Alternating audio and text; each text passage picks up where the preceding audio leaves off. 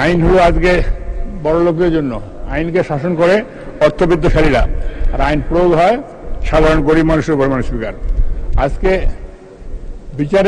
বিচারকের অভাব, বিচারক নাই, মাসকে মাস আইন বিচার পড়ে থাকে, মানুষ কোর্ট কাজে ঘুরতে আসে। একটা হাইকোর্ট থেকে 5টা হাইকোর্ট মাননীয় রাষ্ট্রপতি সাহেব করেছিলেন। সেই সময় মানুষের আশা ছিল যে মানুষ বিচার পাবে। আবার সব হাইকোর্টকে নিয়ে আসা ঢাকায় সেন্ট্রালি নিয়ে আসে, কি হলো, এই দরজা ওই দরজা ঘুরতে ঘুরতে মানুষের জীবন শেষ, বিচার পায় না মানুষ স্পিকার। সেজন্যই এই বিচার বিভাগকে আরো স্বচ্ছ করবার জন্য, আরো নির্ভর করবার জন্য আমি প্রত্যেকের ডিভিশনে একটি করে হাইকোর্টে বেঞ্চ দাবি করছি।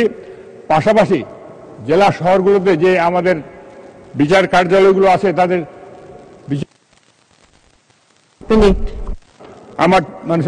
আমার ঠাকুরগাঁয় জুডিশিয়াল ম্যাজিস্ট্রেটের কোনো কোর্ট নেই, তারা ডিসির যে কোর্ট সেইখানে তারা বসেন। এবং উপজেলাগুলোতে যে কোর্ট কাছারি ছিল সেগুলো ভবনগুলো এখন রয়ে গেছে, সেগুলো চালু করা হয়নি। সেই জন্য আমি প্রস্তাব করতে চাই এই বিচার হাইকোর্টকে ভেঙে 5টি ডিভিশন বা 8টি ডিভিশন 8টি হাইকোর্ট বেঞ্চ এবং জেলার সদরের কোর্টগুলোকে আবার পূর্ণাঙ্গ কোর্ট হিসেবে বসার ব্যবস্থা। পাশাপাশি উপজেলা লেভেলের যে কোর্ট কাছারি ভবনগুলো আছে, যেগুলো ছিল উপজেলা পরিষদের যে মূল কাঠামো ছিল, সেগুলো পুনরায় দাবি করবার জন্য আমি প্রস্তাব করছি।